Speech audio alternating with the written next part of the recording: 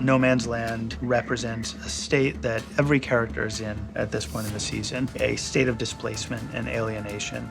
All of these characters stand in a place between two worlds. A lot of pieces come together as it builds to the season's climax, so we wanted to make sure that every character is at the peak of their crisis right now. That accident, that was Pope? That's why she's in the hospital, Pope? And you trade human lives for some false hope of a second chance?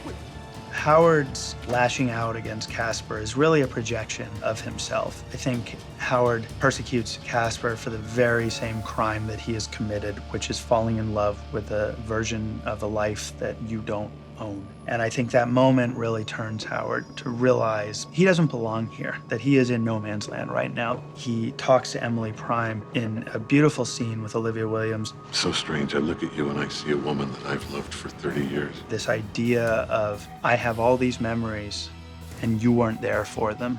What am I doing with you is really what he's saying here. And his realization that I have to get home somehow, which will be paid off in the next episode, is really the beginning of a different phase in his relationship with Emily Prime. I need to go home.